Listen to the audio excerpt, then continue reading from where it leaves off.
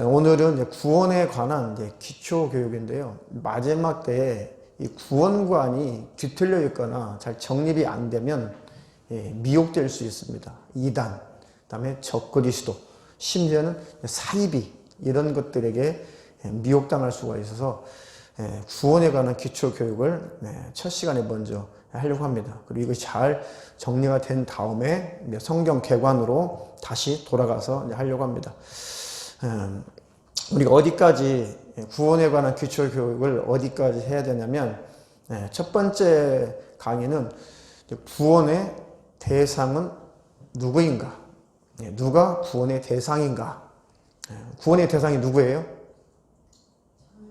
저요. 저요가 답이네요. 저요. 맞습니다. 그리고 구원의 주체, 그러니까 누가 구원을 이루시는가? 내가 도달을 해야 되는 것인가? 내가 구원이라고 하는 것을 내가 스스로 만들어내야 되느냐?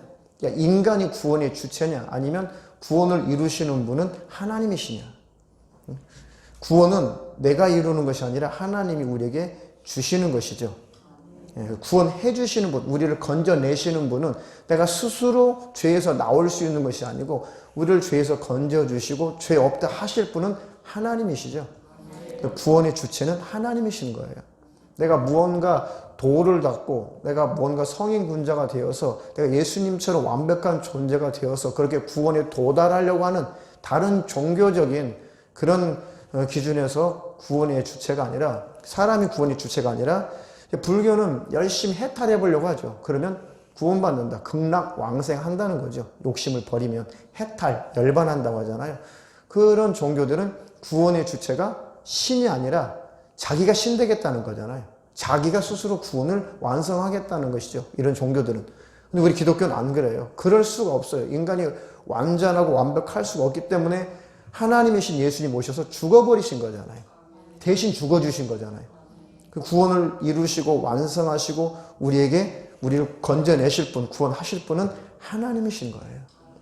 그래서 은혜라고 하는 것입니다. 은혜. 세 번째는 그러면 구원의 조건은 뭐냐? 구원받을 조건은 뭐냐? 하나님 우리를 구원해 주시려면 어떤 조건이 있어야 되냐? 그것에 대해서 말씀을 드릴 것이고, 그리고 이제 네 번째는 구원의 근거. 인간이 구원을 받을 수 있는 근거가 뭐냐? 내가 죄사함 받고 천국에 갈 수 있다는 그 근거가 뭐냐 이거죠. 근거. 그 부분을 나눌 것이고, 다섯 번째는 구원의 여정. 우리가 예수 믿고 구원받고 하나님 나라 천국에 들어가야 구원이 완성이 되죠. 그 과정, 그 구원의 여정이라는 것이 있습니다. 언제 구원이 완성이 되는가? 그러니까 우리는 예수를 믿고 거듭났으면 하나님의 자녀가 됐다 안 됐다? 됐다. 영접하는 자, 곧 그 이름을 믿는 자들에게는 하나님의 자녀가 되는 권세를 주셨으니, 주실 것이다가 아니라 주셨으니, 이미 하나님의 자녀가 됐잖아요. 그러니까 이미 우리는 예수 그리스도 안에서 구원을 얻은 자죠. 그런데 이 구원을 놓치지 말아야 된다. 그리고 이 구원, 이 믿음을 잘 유지해서 천국 하나님 나라에 들어가면 이제 구원은 완성이 되는 것이죠. 그러니까 이미 우리는 예수 믿는 자는 이미 구원을 받았지만 아직 구원이 완성됐다 안 됐다? 안 됐다. 사도 바울도 내가 그것을 표대를 향해서 쫓아간다는 거죠. 다 이루는 게 아니다. 나도 두렵고 떨림으로 구원을 이루어 간다. 왜? 변질될 수가 있으니까. 그러니까 내가 완벽한 인간이 되어서 천국 간다는 그런 의미가 아니라 두렵고 떨림으로 구원을 받는다는 것은 내가 그 믿음에서 떠날까 두렵다. 배도할까 두렵다. 주님을 떠날까 두렵다. 내가 변질될까 두렵다 하죠. 그래서 내가 변질되지 않도록 두렵고 떨림으로 구원을 이루라. 다시 말하면 받은 구원을 빼앗기지 말아라. 주님을 떠나지 말아라. 배도하지 말고 배신하지 말아라. 그래서 이미, 그리고 아직 완성되지 않았다. 이미 구원받았지만 아직은 완성이 아니다. 이 보편적으로 가르치는 내용이에요. 사실은 어느 교회든지 이 내용은 아주 기초적인 공부예요. 사실 신학교에서조차도 이 부분은 그냥 보편적으로 가르치고 있어요. 한마디로 말하면, 쉽게 표현하면 우리 구원이라는 것은 이미와 아직 그 사이에 있다는 거죠. 쉽게 설명하면 이해가 되시죠? 구원이라는 것은 이미와 아직 그 사이에 우리가 끼어 있다는 거예요. 이미 구원받았지만 아직은 천국 들어가기 전이니까 완성되지는 않았다. 그 사이에 우리가 끼어 있는 게 정확하게 성경적인 것이고 신학교에서 보편적으로 이렇게 가르쳐요. 자, 표현이 가장 적절한 것 같아요. 구원은 이미와 아직 사이에 긴장 상태인 거예요. 이것이 성경입니다. 성경에서 지지하는 내용이에요. 여섯 번째는 그러면 구원의 결과는 뭐냐? 구원받은 자의 그러면 결과가 뭐예요? 당연히 천국과 영생이죠.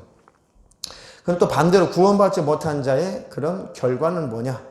당연히 지옥에서 영원히 형벌을 받는 것이죠. 누구와 함께? 타락한 천사들을 사단, 마귀, 귀신들이라고 하죠.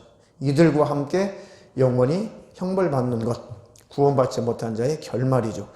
여덟 번째는 거짓된 이 거짓된 종말론과 이 구원의 관계. 아주 중요하죠. 요즘 같은 경우는 더 중요합니다. 나라가 시끄럽고 전세가 성계가 시끄러우면 꼭 예언자들이 나타나가지고 선지자 노릇을 하는 사람들이 있어요. 그런 것 같은데 쭉 가다 보면 곁길로 가는 경우가 많이 있어요. 그리고 또 새로운 이 종말론들이 아마 고개를 들 것입니다. 한동안 이런 종말론들이 별로 고개를 안 들었는데요. 제가 예상하기는 또 반드시 시한부 종말론자들이 이 이브안페렴 사태를 지음해가지고 또 극성을 부릴 거예요. 또 예언자들이 또 극성을 부릴 것입니다. 그래서 거짓된 이 종말론, 잘못된 이 종말론과 이 구원, 잘못된 종말론에 빠지다 보면은 이제 곁길로 갈 수가 있죠. 받은 그 귀한 구원을 뺏길 수가 있는 것이죠.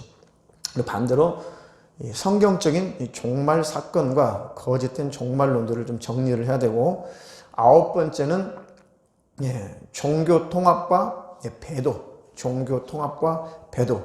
예수님 재림 전에 일어나는 그런 배도의 사건들, 그런 것들 좀 다루고, 마지막으로 지난주에 설교 내용도 있었지만은 성령 회방죄와 구원. 성령 회방죄가 뭐고 성령 회방죄와 구원의 관계는 어떻게 되나. 그래서 그 부분을 마지막으로 정리를 하도록 하겠습니다. 한 10가지 항목인데요. 이 정도만 정리가 성경적으로 정리가 잘 되면 그래도 어지간한 이단 사이비 적그리스도에게는 아마 농락당하지 않을 것입니다. 그래서 잘 무장을 하시기를 바라겠습니다. 자, 우리 PPT 한번 쭉 보여주세요. 디모데 후서 3장 15절. 자, 성경 공부를 성경을 공부하고 알아야 되는 궁극적인 이유가 있겠죠. 여러분 많이 읽고 많이 외우셨을 거예요. 디모데 후서. 우리 함께 디모데 후서 3장 15절로 17절 함께 읽겠습니다. 시작. 또 내가 어려서부터 성경을 알았나니 성경은 능히 너로 하여금 그리스도 예수 안에 있는 믿음으로 말미암아 구원에 이르는 지혜가 있게 하느니라. 모든 성경은 하나님의 감동으로 된 것으로 교훈과 책망과 바르게 함과 의로 교육하기에 유익하니 이는 하나님의 사람으로 온전케 하며 모든 선한 일을 행하기에 온전케 하려 함이니라. 아멘. 성경 공부를 하고 성경을 알아야 되는 궁극적인 그런 이유가 보니까 디모데에게 사도 바울이 디모데에게 네가 어려서부터 성경을 알았나니. 디모데는 어렸을 때부터 성경을 알았대요. 우리 아이들이 어릴 때부터 성경을 알 수 있기를 축원합니다. 성경을 깨닫고 가까이 하기를 축원합니다. 이렇게 성경 공부가 이렇게 중요한 거예요. 디모데도 어릴 때부터 성경 공부를 했다는 것이죠. 구약 그리고 신약이 이때 당시는 완성이 됐겠어요? 안 됐겠어요? 지금 성경이 지금 신약이 완성이 되기 전이죠. 뭐 마태복음, 마가복음, 누가복음, 요한복음 이런 복음서들은 회람되고 돌려가면서 읽을 때죠. 성경 책은 없으니까 필사해가지고 이 그룹 곳곳 지역마다 이렇게 필사해가지고 돌려 읽고 그럴 때죠. 책이라는 것이 없었으니까. 그러니까 신약 성경은 완성되지 않았고 구약은 완성이 됐으니까 디모데는 구약은 많이 공부를 했을 거예요 아마. 근데 구약도 집대성한 것은 나중에 집대성을 했어요. 66권의 성경이 정경이라고 하는 것이 초대교회 때부터 그렇게 만들어진 게 아니고 나중에 상당한 오랜 후에 성경 66권을 정경으로 인정을 하게 됐죠. 그전에는 다른 그런 내용들도 많이 있었습니다. 나중에 뭐 특강을 할 때 성경이 어떻게 정경화됐는가, 성경이 어떻게 66권으로 이게 정경화됐는가, 그것도 나중에 특강을 통해서 짧게 1시간 정도 정리하도록 하겠습니다. 어쨌든 네가 어렸을 때부터 성경을 알았나니 성경은 능히 너로 하여금 그리스도 예수 안에 있는 믿음으로 말미암아 구원. 아멘. 믿음으로 말미암아 구원에 이르게 하는 지혜가 있게 하느니라. 모든 성경은 하나님의 감동으로 된 것으로 교훈과, 보이죠? 교훈 다음 책망, 그리고 바르게 함, 의로 교육하기 위하니요. 얼마나 성경이 좋아요. 그렇게 그래서 마귀가 성경을 공부하지 못하게 만들고 연구하지 못하게 만들고 상고하지 못하게 만들고 읽지 못하게 만들고 그렇게 성경을 가까이 하지 못하도록 그렇게 마귀가 방해하는 거예요. 그것을 이기고 성경을 가까이 하시고 성경을 깨닫는 능력 있기를 축원합니다. 그리고 6번째는 하나님의 사람으로 온전케 해준다는 거예요. 얼마나 온전한 신앙생활 하기가 얼마나 어려운 때예요. 그렇죠? 그 성경은 하나님의 사람으로 우리를 온전케 해준대요. 올바른 신앙생활 하게 해준다는 것이죠. 그렇죠? 그럼 마지막으로 모든 선한 일을 행하기 온전케 하려 함이니라. 그래서 하나님이 성령으로 감동된 사람들을 통해서 성경을 기록하게 하셨다는 것이죠. 하나님의 말씀, 성경은 하나님 말씀이에요. 성경은 하나님의 말씀이지 단순히 하나님에 관한 책이 아니에요. 그 개념이 달라요. 성경은 곧 성령의 감동으로, 하나님의 감동으로 쓰여진 책이기 때문에 곧 하나님의 말씀이에요. 사람을 통해서 하나님이 역사하셨을 뿐이지 그 자체가 하나님의 말씀이에요. 그대로 받아들여야 되거든요. 근데 이제 자꾸 이걸 너무 학문화시키고 자꾸 막 이것을 쪼개다 보니까 하나님에 관한 책으로 이렇게 오해를 하게 되는 것이죠. 하나님에 관한 책. 그러니까 잘못된 사상, 잘못된 신학의 사조들이 이 기독교 역사 속에서 많이 잘못된 흐름들이 왔던 거죠. 하나님의 말씀을, 성경을 하나님의 그 말씀으로 인식하고 받아들이기를 축원합니다. 자, 성경은 예수 그리스도를 증거하는 책이죠. 요한복음 5장 39절 시작.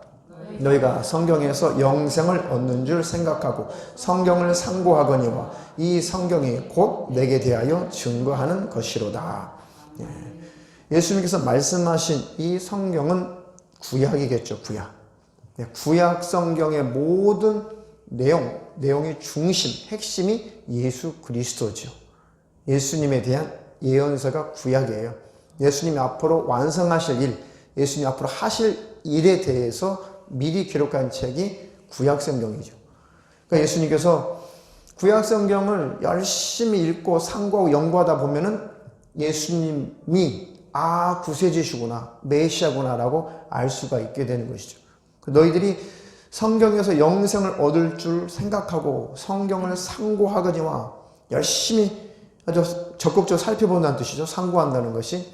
이 성경은 곧 주님 자신, 예수님에 대해서 증거하는 것이죠. 성경, 구약 성경의 관점, 구약 성경을 보는 관점도 누구를 발견하고 누구를 만날 수 있어야 돼요?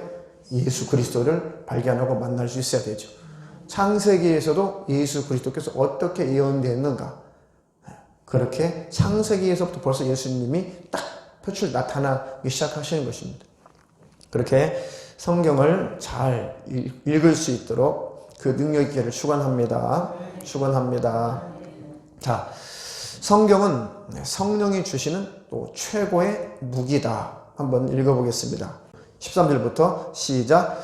그러므로 하나님의 전신갑주를 취하라. 이는 악한 날에 너희가 능히 대적하고 모든 일을 행하는 데 서기 위함이라. 그런즉 서서 진리로 너희 허리띠를 띠고 의의 흉배를 붙이고 평안의 복음에 예비한 것으로 신을 신고 모든 것 위에 믿음의 방패를 가지고 이로써 능히 악한 자의 모든 화전을 소멸하고 구원의 투구와 성령의 검 곧 하나님의 말씀을 가지라. 아멘.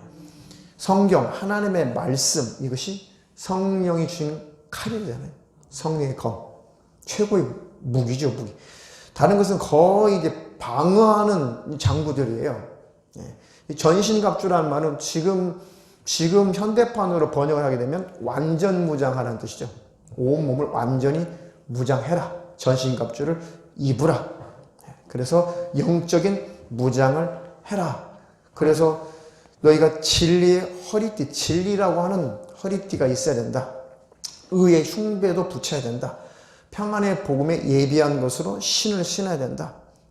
발끝에서 머리 끝까지 그리고 모든 것 위에 믿음의 방패를 가지고 이로써 능히 악한 자의 모든 화전을 소멸하고 구원의 투구도 있어야 된다. 발끝에서부터 머리 끝까지 다 완벽하게 다 방어 장구를 가지고 무장을 한 다음에 그것으로 끝나는 것이 아니라 이제 칼이 있어야 되지 않겠냐. 싸워서 이기고 또 이 전쟁에서 승리를 해야 되지 않겠냐. 그래서 이제 다 몸을 보호하는 장구들이 갖춰졌다면 이제 성령의 검, 뭐까지 들으라는 거예요? 하나님의 말씀을 가져라. 이게 완전 무장이죠. 이런 완전 무장하는 축복의 있기를 축원합니다. 축원합니다. 한마디로 말하면 성령의 충만함이에요. 말씀을 알고 말씀 안에 있는 성령의 충만함이라는 것인데 특별히 성령의 검, 하나님의 말씀을 가지라. 근데 다른 것은 많이 가지려고 하는데 성령의 검, 하나님의 말씀은 적극적으로 잘 가지려고 하지 않습니다. 일단 육신의 소욕이 있죠. 그리고 현대인들은 또 바쁘죠. 그리고 성경이 좀 어렵다라고 또 인식이 되죠. 그리고 또 어릴 때부터 성경 교육을 잘 받지 않았기 때문에 한번 읽으려고 해도 읽어도 잘 깨달아지지 않죠. 그러니까 좀 어려운 책이다라고 일단 치부하다 보니까 성경이 잘 안 읽혀지고 성령의 검, 하나님의 말씀으로 잘 무장이 안 된다는 것이죠. 여러분들은 성령의 검, 하나님의 말씀을 잘 무장하시고 가지시기를 축원합니다. 축원합니다. 자, 이렇게 이제 성경 공부를 이렇게 해야 된다라고 하는 부분을 말씀을 드렸고, 자, 이제 1장 구원의 대상. 누가 구원의 대상이냐? 누가 구원의 대상이에요? 아주 상식적이면서도 아주 중요한 것입니다. 구원에 관해서 우리가 공부할 때 아주 중요한 내용의 첫 단추가 이거예요. 누가 구원의 대상이냐? 극단적인 예정론자처럼 아니 구원의 대상은 이미 영원 전부터 이미 정해졌다.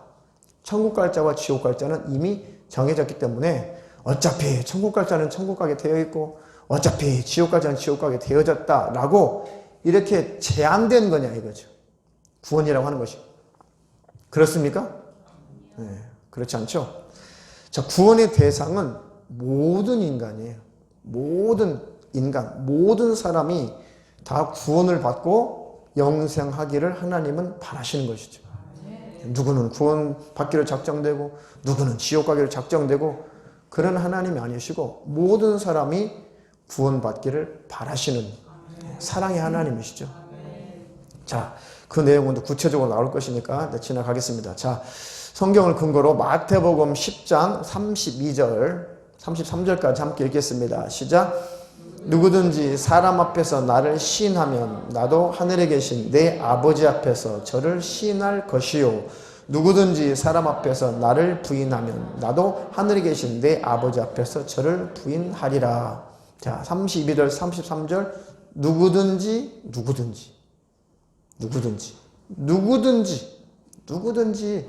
주님을 시인하면 구원을 얻는 것이죠.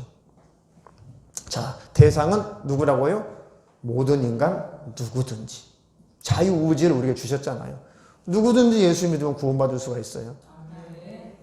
자, 요한복음 1장 12절 시작.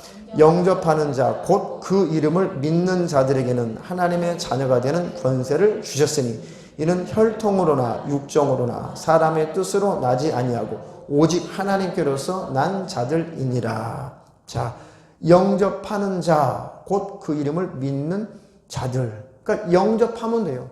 누구든지 영접하면, 누구든지 예수님의 그 이름을 내 구원자라고 그 이름을 인정하고 확실하게 믿으면 하나님의 자녀가 되는 권세를 주셨으니.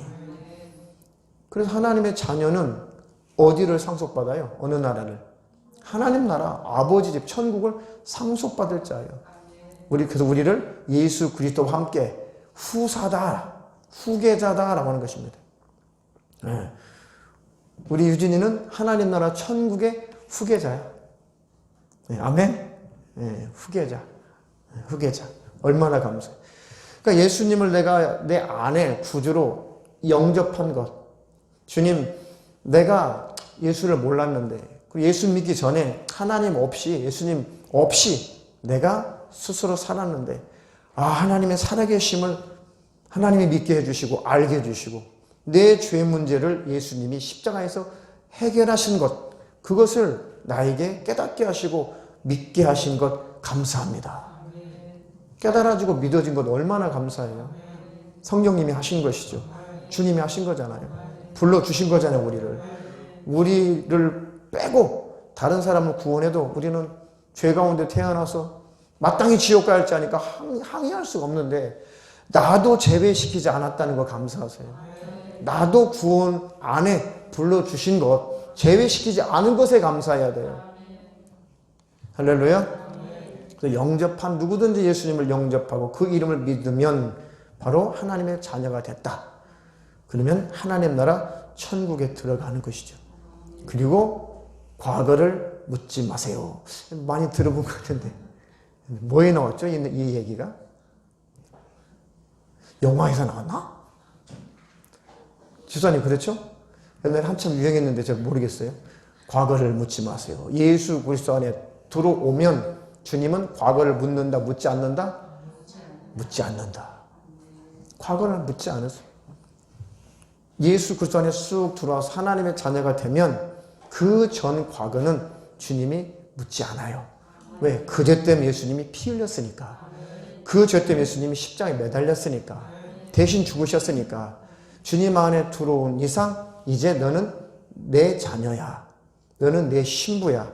너는 하늘나라 천국에서 나와 함께 영원히 살 자야. 그래서 그때부터는 과거는 묻지 않으세요. 그리고 나서 그 다음부터 짓는 죄는 아이고 주님 또 내가 실수했네요.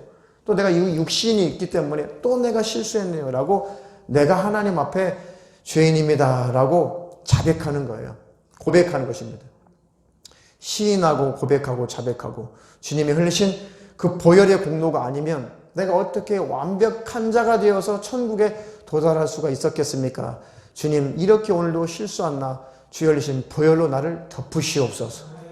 나를 그 피로 깨끗하게 하시옵소서. 그렇게 겸손하게 주님의 십자가 피 은혜를 인정하는 자, 그들이 신부감 드리고 그들이 천국에 들어가는 것입니다. 근데 그 은혜를 안다면 죄를 또 싫어하게 되죠. 그 은혜를 아는데 어떻게 죄를 기쁨으로 지을 수가 있어요. 오해하시면 안 돼요. 구원을 우리가 믿음으로 은혜로 받는다고 해서 대충 살고 아무렇게나 산다는 것은 그 열매를 보면 알죠. 믿음이 없든지 예수님 은혜를 진짜 못 만났다든지 하니까 대충 살아. 아이고 은혜로 구원받는데, 믿음으로 구원받는데, 그러면서 할 짓 다 하고 내 마음대로 산다는 것은 어불성설이죠. 은혜를 아는데 실수할 수 있지만 어떻게 고의적으로 그렇게 살자라고 할 수가 있어요. 은혜를 아는데 어떻게 그럴 수가 있어요. 그렇죠? 그러니까 은혜를 알면 주님이 싫어하는 것을 나도 싫어하게 돼 있어요. 네. 한솔이 나도 여자친구 생기면 여자친구가 막 싫어하는 음식은 그냥 나도 그 음식점에 안 데려가. 그렇지. 근데 여자친구가 싫어하는데 굳이 그 음식점에 안 데려간다고. 싫어하니까. 여자친구가 싫어하는 그런 영화는 안 보여줘. 여자친구가 좋아하는 것만 연구하지. 그래야 장가가. 그러니까 신랑이신 예수님이 뭘 원하시나, 뭘 좋아하시나, 그것을 신부감인 우리들은 그것을 늘 생각하게 되어 있고 연구하게 되어 있어요. 은혜 받은 자의 결과죠. 은혜 받은 자의 바로 그런 삶이 그렇게 나타나요. 열매로. 그럼 그들은 진짜인 거예요. 근데 가짜들은 은혜 받았는데요, 나는 믿음으로 구원받은 거 알고 나는 알고 있어요 하면서도 아직도 자기 삶의 주인이 자기가 되어서 자기 인생, 내 인생 내 거야 하고 자기 마음대로 살면 그 열매가 나타난다면 그 사람은 믿음이 없든지 스스로 착각하든지 아니면 주님을 떠났든지 하기 때문에 그런 열매가 나타나는 것이죠. 어떻게 주님의 은혜를 아는데 내 삶의 주인이 나라고 할 수가 있어요. 그 열매를 보면 알게 되는 것입니다. 자, 요한복음 3장 16절 시작.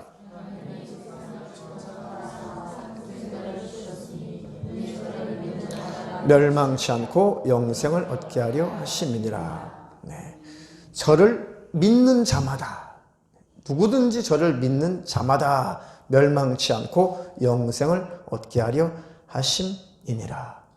네. 그러니까 구원의 대상이라고 하는 것은 모든 누구든지 어떤 사람이든지 아이든 노인이든 남자든 여자든 무식한 사람이든 유식한 사람이든지 누구든지 예수 그리스도를 영접하는 것, 예수님을 받아들이는 것, 그것이 구원받을 이유가 되고 조건이 되는 것이죠. 할렐루야. 자, 디모데전서 2장 4절. 하나님은 모든 사람이 구원을 받으며 진리를 아는 데 이르기를 원하시느니라. 아멘. 뭐 더 이상 무슨 설명이 필요하겠어요? 뭐 지금 교리 강조하는 것도 아니죠. 제가 그냥 성경 있는 거 그대로 읽는 거잖아요. 하나님은 모든 사람이 구원을 받으며 진리를 아는데 이르기를 원하신다. 이대로 받아들이면 돼요. 교리가 아니라. 그래서 하나님은 이렇게 사랑이 풍성하신 하나님이시고 자애로운 하나님이시고 하나님께로부터 오는 자 누구든지 거절하지 않으시고 오는 자들을 받아주시죠. 살고 싶어하면 받아주시죠. 가인도 그 동생 아벨, 하나밖에 없는 동생 그 아벨을 돌로 쳐 죽인 다음에, 들에서 쳐 죽인 다음에 자기가 양심의 가책을 느꼈죠. 그래서 하나님 앞에 내 죄가 너무 중해서 너무 무거워서 견딜 수가 없습니다. 내가 이제 이곳에서 떠나면 사람들이 나를 보고 죽이려고 할 텐데 나는 살고 싶습니다. 그러니까 하나님이 그렇게 살고 싶어 하니까 표를 주면서 죽지 않도록 살려주잖아요. 하나님은 그렇게 회개할 기회를 주시고 하나님 앞에 돌아올 기회를 주시는 것이죠. 그리고 나서 가인이 만약에 철저하게 회개하고 이런 나를 하나님은 용서해 주십니까? 이런 나를 받아주십니까? 이런 나를 하나님은 저주하지 않으시고 살 길을 열어주십니까? 하나님, 이제는 하나님 기쁘시게 하며 살겠습니다 라고 하면 가인도 천국에 들어갔겠죠. 하나님 기회를 주셨는데, 근데 그 기회를 받아들이지 않으면 지옥에 가는 거예요. 자, 출애굽기 구약으로 마지막으로 넘어가 보겠습니다. 출애굽기 12장 37절부터 38절 시작. 람셋에서 발행하여 숫곳에 이르니 유아 외에 보행하는 장정이 60만 가량이요 중단 잡족과 양과 소와 심이 많은 생충이 그들과 함께 하였으며. 자, 신약에서만 하나님은 모든 사람이 구원받기를 원하시는 것이 아니라 구약에서도 하나님은 모든 사람들이 구원받기를 원하셨어요. 하나님이 어떤 분이신지 타락한 인생들이 모르니까 그 하나님을 나타내시는, 하나님이 자기 자신을 나타내시는 일에 특별하게 이 이스라엘 민족을 하나님이 대표로 뽑아서 그들에게 하나님의 역사를 나타내시고 만방에 하나님의 살아계심을 드러내시려고 했던 거예요. 그것을 이스라엘 민족을 대표로 하나님이 뽑으신 것뿐이지 이스라엘 백성들만 하나님이 구원하시고 이스라엘 백성들만이 하나님은 아니셨던 거예요. 하나님을 모르니까 이스라엘 백성을 뽑아서, 야곱의 후손을 뽑아서 그들을 통해서 하나님의 살아계심을 만방의 열방의 이방 나라에 알리고 싶었던 것이죠. 근데 이스라엘 백성들이 착각을 한 거예요. 자기들만 천국에 갈 대상자들이고 나머지 것들은 다 지옥의 땔감이라고 선민의식에 쌓이다 보니까 착각을 하게 된 거죠.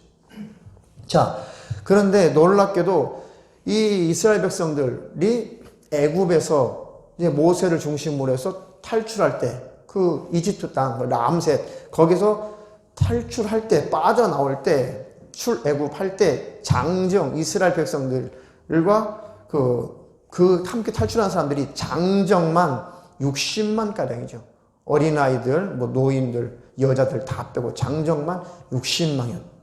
그리고 38절에 뭐가 또 있었대요? 어떤 부류가 있었대요? 중다한 잡조. 좀 표현이 좀 거시기 하네요. 중다한 잡조. 그래서 한글 새 번역을 찾아보니까 그 밖에도 다른 여러 민족들이 많이 그들을 따라 나설 거라고 번역이 되어 있더라고요. 더 정확한 번역이죠. 잡족하면 조금 좀 거시기 하잖아요. 잡것들 그런 것 같잖아요. 그래서 이 새 번역을 보니까 다른 여러 민족들도 그 무리에 함께 들어왔어요. 그러니까 이스라엘 민족은 신앙 공동체지 혈육 공동체가 아니었다는 거예요. 신앙 공동체. 누구든지 이스라엘 민족, 이스라엘이 섬기는 여호와 하나님 그 부류 안에 들어와서 나도 하나님 섬기겠습니다 라고 들어오면 마다하지 않고 하나님은 다 받아줬다니까요. 그러니까 많은 민족들도 출애굽할 때 그 속에 끼어들어 있는 거예요. 이해가 되시나요? 또 예수님의 족보를 보면 얼마나 이방 여인들이 예수님의 그 족보를 이어가는 일에 이방 여인들의 구약에 얼마나 많이 쓰임받았어요. 이렇게 누구든지 예수 그리스도 안에, 신약은 예수 그리스도 안에, 구약에서도 하나님 안에 들어오면 하나님은 버리지 않고 누구든지 구원하시는 사랑의 하나님이신 거예요. 누구든지 다. 이게 내용이 아주 중요해요. 왜? 이런 것들이 기초가 되지 않으면 이제 이단, 사이비, 또 이런 뭐 적그리스도 이런 부류들은 이 성경적인 사상과 항상 대치, 항상 반대예요. 하나님은 이렇게 모든 사람을 구원하기를 원하시는구나. 맞죠? 근데 이단들, 이 사이비의 특징은 뭐예요? 아니, 우리만 구원이야. 요것을 말씀드리려고 첫 번째 주제를 꺼낸 거예요. 이단들의 특징은 아니야, 여기만 구원이야. 여기 와야 돼. 여기가 최고야. 다른 데는 시원찮아. 다른 데는 안 돼. 여기가 구원이야. 이 마지막 때 여기 있어야지 어디 가려고 그래. 다른 데 다 가면 다 가짜고 다 미역이고 다른 데로 가면 다 시험 들고. 모든 이단들의 특징 중에 하나가 우리만이에요. 우리만. 하나님은 자기들만의 하나님이 아니죠. 모든 사람들의 하나님이세요. 심지어 하나님은 악인에게도 비를 주시고 선인들에게 비를 주신다고 그랬죠. 예수 믿는 사람들의 논과 밭에만 하나님이 비를 주는 것이 아니라 예수 안 믿는 오히려 하나님을 도전하는 사람, 불교인들도 무슬림들도 그들이 농사지면 똑같이 그 논밭에 비가 와요. 이렇게 하나님은 모든 사람들에게 그런 아주 보편적인 사랑을 나타내시는 분이시죠. 왜요? 살려줄 테니 살아있는 동안 제발 믿고 구원받으라. 그러니까 안 믿는 자들에게 하나님이 생명을 주시는 거예요. 그 하나님의 사랑이시죠. 그런데 이단, 사이비 이런 쪽으로 깊이 들어가면은 다 차단돼요. 우리만. 이단들의 특징 중에 하나가 우리만이에요. 여기만, 우리만. 다른 데는 가짜, 다른 데는 시원찮아, 다른 데는 아니야. 그래서 점점점 이렇게 빗나가기 시작하는 것이죠. 다른 데로 가면 미혹되는 것이고. 그래서 첫 번째 주제를 하나님은 구원의 대상이 누구냐? 모든 사람이에요. 그러면 이단들, 사이비들 빼고 이 지구촌에 있는 정말 예수만이 구원이고 우리가 예수 믿고 구원받고 날마다 지는 죄를 고백하고 자백하는 자는 천국에 들어간다 라고 정확한 구원을 가르치는 이 지구촌에 있는 어떤 교회도 다 구원이 있죠. 다 천국 갈 사람들이에요. 예수님은 다시 오실 때 천사들을 보내서 땅끝 이쪽에서 저 끝까지 주님의 신부감들을 불러 공중으로 이끈다고 했단 말이죠. 예수님 오실 때 예수님의 신부감은 어느 한 곳에 국한되어 있다 아니면 지구촌 전체에 있다? 지구촌 전체에 있다. 성경이에요? 제 주장이에요? 성경이잖아요. 그것만 알아도 빨리 분별이 되죠. 아니, 왜 여기만 최고라고 그래? 왜 여기만 구원이 있다고 그래? 왜 여기만 있어야지 신앙생활 한다고 그래? 다른 데는 왜 다 안 된다고 그래? 다른 데 가면 왜 다 미혹됐다고 그래? 그러면 이 말씀을 여러분들이 딱 무장하고 있어. 제가 가서 신앙생활 할지라도 들어보면서 딱 걸리죠, 레기다에. 아닌데, 하나님 그런 하나님 아닌데, 여기 잘못됐나 봐. 바로 여러분들 분별하고 나올 수 있어요. 온전한 복음을 전하는 곳으로 가셔서 신앙생활 잘할 수 있다고요. 그래서 성경, 하나님 말씀으로 잘 무장하시기를 축원합니다. 축원합니다. 자, 근데 이단이나 이런 부분은 다음 주에 전도사님이 잘 연구해서 또 자세하게 좀 이 부분을 확대해서 자세하게 강의를 할 거예요. 그래서 오늘은 이제 마지막으로 시간도 많이 갔네요. 제 이단 개념만 좀 설명하고 오늘은 마치도록 하겠습니다. 벌써 45분 지났어요. 자, 이단이라는 건 무슨 뜻이에요? 끝이 다르다. 그러니까 적그리스도, 사이비, 그 다음에 거짓 선지자, 이단, 이 개념들이 확실히 구분은 안 되지만 조금씩은 좀 달라요. 자, 이단이라고 하는 것은 그러니까 사이비는 처음부터 시작부터가 잘못된 게 사이비예요. 뿌리부터 시작부터 잘못된 것을 사이비라고 해요. 아예 처음부터 진리가 없는 곳, 근데 진리인 척하는 것, 이것을 사이비라고 그래요. 시작부터. 거짓 선지자도 마찬가지고, 적그리스도도 마찬가지고. 근데 이단은 시작은 정통이었어요. 시작은 성령을 시작했어요. 시작은 온전한 진리를 가지고 시작했어. 시작은 신앙생활을 정상적으로 잘했는데 점점 잘못된 길로 가서 끝이 다르다. 이단, 달을 잊자. 끝이 달라졌다. 어디 갔다는 거예요? 결국 지옥 갈 자들이 되어버렸다는 것이죠. 시작은 좋았는데 진리였는데 점점 잘못 곁길로 가서 끝이 지옥에 떨어졌다는 것이죠. 이것이 이단이라고 하는 거예요.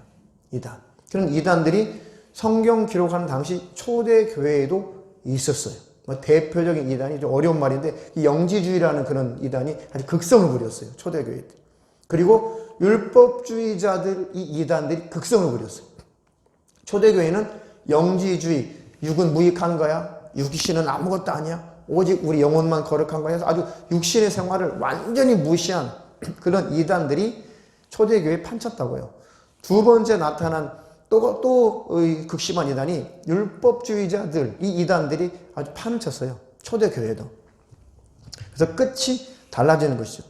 그래서 영지주의는 나중에 떼어놓고 나중에 설명을 하고, 그때 성경을 기록할 당시에 지난주도 설교를 했지만은 그렇게 극심했던 이단들 중에 율법주의자들이 자꾸 극성을 부렸다는 거예요. 예수를 믿고 구원을 받는다고 해도 그것으로 불안한 거예요. 어떻게 예수 믿어야 구원받냐? 그래도 할례는 좀 해야지. 유대인들의 전통이 할례, 아이가 나오면, 사내 아이를 낳으면 난지 8일 만에 할례 의식을 했어야 돼요. 율법에. 그래야지 내 백성이다. 그들이 내 백성이다. 할례 받지 않은 내 백성이 아니다. 그런 관점이었죠. 근데 그거는 영적으로 다른 의미였는데 그들은 할례를 받아야 하나님의 백성이고 그래야지 구원받는다고 착각을 한 거예요. 그것은 우리의 마음이 새 영을 받아서 예수 믿고 새로워지는 것을 말하는 거예요. 할례라고 하는 것은 영적인 의미로. 자, 어쨌든 할례는 그래도 받아야지 천국 가지 않을까? 유대인들 중에 예수 믿고 나서 성령도 받고 방언도 하고 이렇게 성령 충만한데도 자꾸 한쪽에서 야, 너희들 그렇다고 해서 천국 갈 수 있는 게 아니야. 그래도 할례 의식은 행해야 돼. 맞아 그렇지 않을까? 이런 부류들. 그것을 교회 안에서 쏙닥거리는 거예요. 야, 예를 드는 거예요.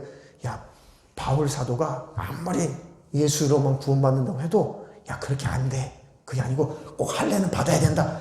교회 안에서 쏙닥 하면서 율법주의자들이 예수를 믿는 믿음 플러스 할례. 그래야지 구원이 완성. 이런 이단 사설을 초대교회 안에서도 쏙닥쏙닥거리면서 이 독버섯처럼 이 누룩처럼 퍼져나간 일이 초대교회에 있었다는 것이죠. 그리고 그래도 안식일은 지켜야 돼. 이렇게. 그래도 예수 믿었어도 절기는 지켜야 돼. 그런 얘기. 그리고 월삭. 매달 첫날을 하나님 앞에 드렸거든요. 그걸 월삭. 매달 첫날을 월삭이라고 해요. 월삭은 월세. 아시죠? 예, 그 월삭. 그 월삭은 지켜야 돼. 명절로 지켜야 돼. 절기로 지켜야 돼. 이런 것들. 그리고 먹는 것, 입는 법. 요것들은 잘 지켜야 돼. 이렇게 독버섯처럼 이 누룩처럼 초대교회 안에서도 이런 율법적인 이런 구원관이 계속 번져나갔을 때예요. 그러니까 사도 바울이 가슴을 치고 갈라디아인들아 하면서 쓴 책이 편지가 갈라디아서잖아요.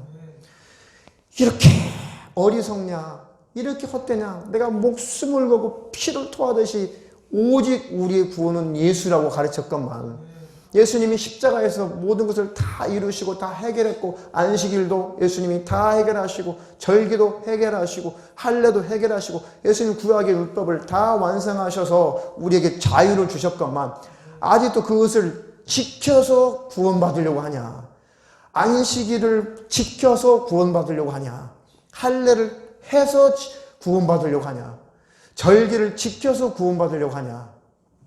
왜 먹는 법, 입는 법, 이런 법들을 지켜서 구원받으려고 하냐. 그러면 다 지켜봐라, 다 지켜봐. 왜 뭐는 지키고 뭐는 안 지키고.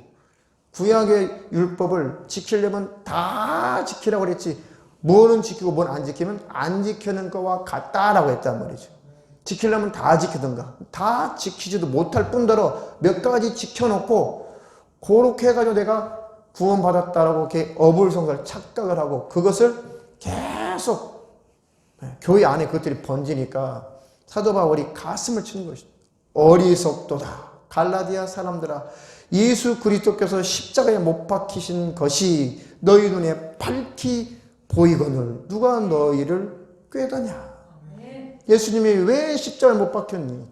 너희들이 율법적으로 완전할 수가 없기 때문에, 너희 언행심사가 완벽할 수 없기 때문에, 너희들이 신의 자리에 올라올 수 없기 때문에, 너희들이 아담이 타락하기 전 그 영광스러운 그 모습으로 스스로가 도달할 수 없기 때문에 예수님이 십자가에서 피 흘려 죽기까지 하지 않았냐. 그 공로를 믿음으로 구원받는다고 그렇게 복음을 전했거늘 누가 너희를 미혹하냐, 누가 너희를 꾀더냐. 아직도 너희들이 자꾸 뭔가 율법을 지켜서 구원을 받으려고 하니 왜 이렇게 너희들은 어리석냐, 왜 이렇게 다른 복음은 그렇게 잘도 받아들이냐 라고 하면서 아주 통탄하면서 가슴을 치면서 쓴 책 중에 하나가 갈라디아서거든요. 자꾸만 이 교회들이 이런 쪽으로 가려고 해요. 아니면 한 번 구원은 영원한 구원이야. 과거의 죄, 현재의 죄, 미래의 죄 다 끝났어. 앞으로 무슨 짓을 해도 나는 이미 천국에 들어가기로 작정됐어 라고 극단적인 예정론에 빠져가지고 그냥 죄를 죄로 여기지 않고 회개의 삶도 살지 않고 더럽게 살다가 어차피 나는 천국이야, 완전히 방탕한 삶을 살게 하든지, 이렇게 자꾸만 이 마귀가 이 교회를 파괴를 해요. 절대로 그 양극단으로 빠져나가서 망하지 않기를 축원합니다. 축원합니다. 내가 너희에게 다만 이것을 알려 하노니 너희가 성령을 받은 것은 율법의 행위로냐 듣고 믿음으로냐. 대답해 보세요. 네? 여러분들이 성령 받았을 때 헌금을 많이 하니까 성령이 임하셨어요? 아니면 여러분들이 주일을 안식일로 여기면서 막 완벽하게 지켜내니까 성령이 임하시던가요? 수요일, 금요일, 주일 오전, 오후 예배 4번의 예배를 완벽하게 지켜내니까 어느 날 성령이 임하시던가요? 첫 열매를 매년 매달 12달 중에 1월 달에 첫 번째 받은 헌금, 그 월급, 그것을 송두리째 매년 1월 달 첫 월급을 계속 첫 열매로 드리니까 성령이 임하던가요? 그것들은 나에게 값없이 은혜 주시고 구원해 주신 하나님의 은혜에 감동하고 감격해서 자원함으로 감사해서 드릴 수는 있지만은 그런 것들을 율법적으로 지켰다고 해서 성령이 임하는 것이 아니죠. 그런 걸 지켰다고 해서 구원이 완성되는 것도 더욱더 아니죠. 그러니까 너희가 율법을 지켜서 성령 받았냐? 믿음으로 받았냐? 그 얘기죠. 성령 받은 것이 율법의 행위냐? 아니면 듣고 믿음이. 하나님, 나를 위해서 예수님이 십자가에서 피 흘리시고 내 죄값을 갚으시고 그 예수님을 내가 구주로 영접할 수 있도록 깨닫게 해주신 것 감사합니다. 그 예수님, 내 죄의 문제를 해결하신 그 예수님 내가 구주로 내가 영접합니다. 정식으로 진심으로 인격적으로 내가 인정하고 인식하고 받아들입니다. 확실히 내가 믿습니다. 영접이라고 하는 것은 받아들인다는 것이죠. 완전히 의심하지 않고 인정한다는 것이죠. 그렇게 했기 때문에 성령이 임하신 것이고 또 그 동시에 성령이 임할 수 있어요. 왜? 성령님의 역사하심이니까요. 예수가 믿어지게 하시는 것, 믿어지게 하는 것, 이게 성령 하나님 하시는 거죠. 그러니까 예수를 확실하게 믿을 때 순간에 성령을 함께 받을 수 있고 내가 인식하고 지식적으로 예수님을 받아들이고 나서 나중에 확실하게 성령으로 보증받아서 성령이 오실 수도 있고 약간의 성경 보니까 시간 차이가 조금은 있어요. 근데 거의 보니까 확실하게 예수님을 내 안에 만나는 순간에 성령 받더라고요. 거의 다, 대부분 다. 자, 이렇게 받아들이고 믿는 것 자체가 성령님이 하시는 것이죠. 확실하게 성령님이 우리에게 믿음을 주신 거란 말이죠. 그래서 성령을 받는다는 것은 믿음과 함께 역사하는 거예요. 확실하게 믿어지는 것 자체가 성령 받은 거예요. 이해가 되시나요? 근데 겉으로 몇 개 율법을 지켜서 열심을 내어서 성령님이 오신 게 아니란 말이죠. 오히려 그런 자에게는 성령님이 안에 오실 수가 없어요. 왜? 예수 피의 공로를 인정하지 않기 때문에. 성령님이 오신 것은 예수의 피의 공로를 인정할 때 오시는 거죠. 자, 3절에 너희가 이같이 어리석으냐. 성령으로 시작하였다가 이제는 육체로 마치겠느냐. 성령으로 말미암아 네가 믿음을 신앙생활을 시작하지 않았냐. 성령님이 예수님을 믿어지도록 하심으로 신앙생활을 시작하였다가 이제 다시 육적 이스라엘, 그들이 율법을 지켜서 구원받으려 했던 그 육체적 이스라엘, 그때로 돌아가려고 하냐. 왜? 그 얘기를 하는 거죠, 성경에. 이 구절 이해되시나요? 성령으로 시작하였다가 이제는 육체로 마치겠느냐. 이것이 왜 성령으로 예수님을 알고 성령으로 예수님을 확실하게 믿고 구원을 받고 이제 그렇게 하나님을 잘 섬기는 신앙생활을 시작하였다가 어떻게 다시 반대로 거꾸로 육적 이스라엘 선민의식, 율법을 지켜야 구원받는다는 할례나 받고 안식일이나 지키고 절기나 지켜야 구원받는다는 그 육체적인 일로 왜 돌아가냐 도대체. 그것을 이단이라고 하는 거예요. 잘못된, 끝이 달라지는 것이죠. 그러니까 이단은 진리를 알고 구원받았지만 결국은 곁길로 가버리는 것을 뭐라고요? 이단이라고 하는 것이죠. 그러니까 적그리스도, 사이비, 거짓 선지자, 이것들은 분별이 비교적 쉬운데 이단은 아주 심각하게 곁길로 가는 것을 보기 전까지는 잘 구분이 안 돼요. 분별이 안 돼요. 이재록 씨가 처음부터 그런 건 아니죠. 만민중앙기 이재록 씨가 처음부터 저렇게 심각하게 저렇게 타락한 건 아니었잖아요. 성결교단의 정식 총회장 출신이었다니까. 아니, 자기 교단의 정식 총회장으로 인정할 정도면 얼마나 신학적으로, 성경적으로, 교회적으로 얼마나 건강하고 대표격이니까 총회장으로 세웠을 거 아니에요. 성결교단에서. 그런데 그가 교만해지고 자만해지고 자꾸 성경을 자의적으로 해석하고 뭐 환상 이런 것들을 더 중요시 여기고 특히 교만해지고 욕심부리고 명예. 우리 목자님. 우리 목자님이 지금 교도소에서 지금 핍박받고 계시다고 얼마나 지금 그저 울고불고 달래요. 귀신들도 눈물 줘요. 귀신들도 감동 준다니까요. 우리 목자님이 핍박받고 계시다고. 그렇게 못 깨달아요. 교만해지고 자만해지고 오만해지고 돈이 들어오고 명예가 올라가고 하니까 그렇게 성적으로 타락해가지고 돈, 명예로 하나님 자리에 올라가죠. 처음부터 그랬으면은 안 갔겠죠. 처음부터 그랬으면 그 교회가, 그 단체가, 그 집단이 커졌겠어요? 처음에는 안 그랬다니까요. 처음엔 안 그랬다가 점점 교만해지고 자만해지고 오만해지고 돈이 들어오고 명예가 올라가니까 아나무인이 되고 하나님 자리에 올라가 버린 것이죠. 그리고 성적으로 타락하고 음란해지죠. 그렇게 이단들은 끝이 그렇게 가는 거예요. 그러니까 그곳에서 오랫동안 있던 사람을 만나서 대화를 해보니까 초창기 있을 때 막 정말 좋았대요. 그런데 점점 이상해질 때, 완전히 이상해질 때 조금 이상한데 그 정도 느꼈대요. 밖에서는 빨리 나와라. 그 완전히 타락했다고, 완전히 이단이야. 그 완전히 변질되었어. 빨리 나와라고 하는데 그 만민중에 있던 그 초창기에 있던 사람은 그 흐름 속에서 천천히 이렇게 왔기 때문에, 같이 왔기 때문에 그 타락한 것을 못 몰랐죠.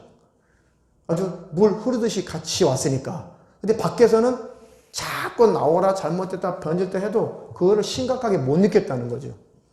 그런데 어느 사건을 통해서 진짜 우리 교회 이런 교회라고 어느 사건을 통해서 충격을 받고 뛰쳐나오는 거죠. 그런데 그 정이 무엇인지, 그놈의 정 때문에 그 사를 못 잊어가지고, 그죠? 왜? 실제 은혜 받은 경험이 실제 성령의 역사 실제 있었기 때문에 더 문제인 거예요. 더 문제라기보다는 더 분별이 안 되는 거예요. 정말 내가 있었던 곳이 정말 그런 곳이었을까? 하면서 원래 안 그랬는데 언제부터 이렇게 됐지? 얼마나 혼란스럽겠어요. 그러니까 이분이 딱 끊지 못하고 너무 그리워가지고, 너무 그 얼굴이 보고 싶어가지고, 예수님은 안 보고 싶은데 그 목자님이 너무 보고 싶어가지고 인터넷에 들어가가지고 그 설교 한 편을 보고 나면 그렇게 흐뭇하더래. 우리 목자님. 신이네, 요즘. 자기 그 사람의 하나님은 누구였다는 거예요? 그 사람이 신이었다는 거예요. 예수님 별로 안 보고 싶은데 그 목자님 얼굴 한번 보고 싶다. 그 인터넷 들어가가지고 봤대요. 눈물이 울었대. 오랜만에 얼굴 봐가지고. 핑 돌고 같이 울고. 그러고 나서 막 머리가 깨질 것처럼 아프고 막 마음이 괴로워지고 답답해지고 막 몸이 이상이 생기니까 하나님이 특별히 구출하신 거죠. 그런 사람들은. 너무 힘들고 너무 괴로워가지고 하나님 앞에 회개하고, 하나님 이제 확실히 끊겠습니다. 하나님 확실히 잘못했습니다. 10년을 갔대요. 10년. 나오고 나서 10년이 갔대요. 그런 현상이. 그리고도 깔끔하게 잊혀지지 않는데. 그렇게 무서운 거예요. 그렇게 무서운 것입니다. 정 때문에 사람의 정을, 귀신은 정을 이용해요. 감정을 이용해요. 무당들도 울어요. 무당들도 막 통곡하고 울잖아요. 그거 쳐다보면 얼마나 눈물 나요. 같이 울죠. 그러니까 지식이 없었던 우리 선조들이 그 무당들한테 얼마나 많이 속았어요. 그 눈물 앞에. 귀신들도 그렇게 감정을 부추겨서 눈물도 흘려요. 속지 않기를 축원합니다. 한국 사람들은 울면 은혜인 줄 알아. 물론 은혜 받을 때 울기는 해. 근데 꼭 울어야만, 운다고 다 은혜 받는 건 아니에요. 속아서도 울 수 있어요. 누가 거짓말하면 그랬구나 하면서 같이 울죠. 또 알고 보면 거짓말이었어. 난 거짓말에 운 거야.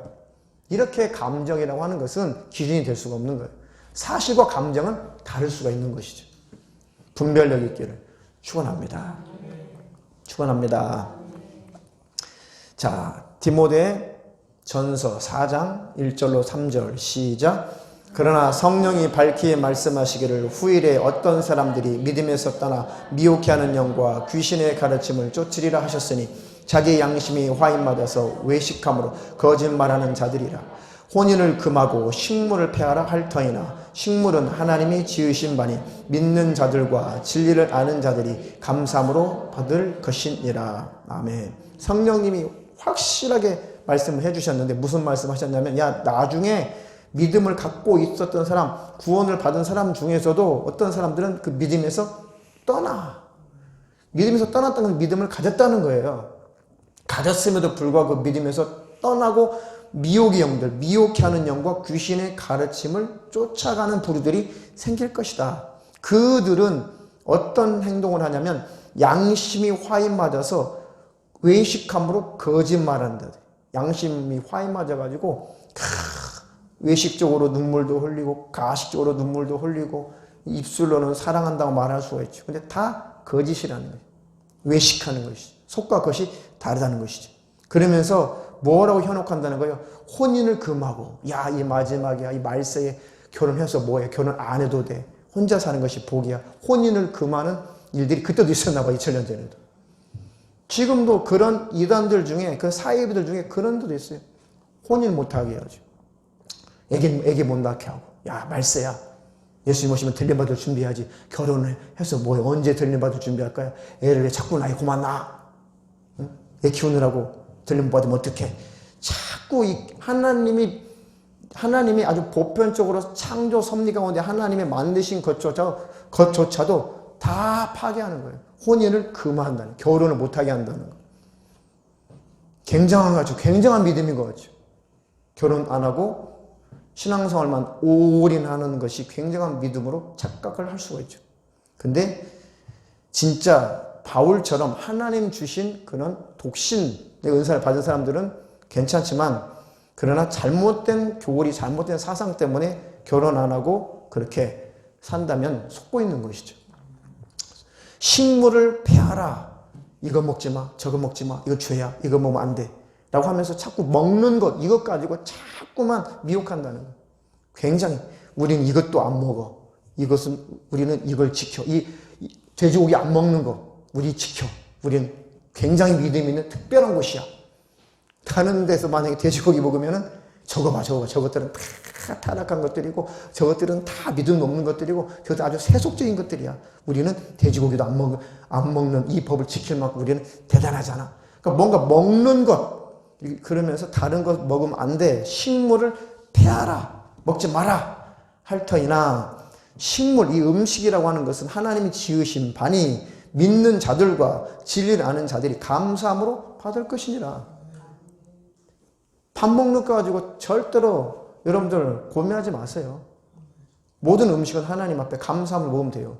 뭐 우상의 제물 그런 거 먹으라는 건 아니에요. 그렇다고 우상의 제물 먹고 막 그러라는 게 아니라 그 일반 음식은 어떤 음식인지 맛있게 감사함으로 먹어야 되잖아요.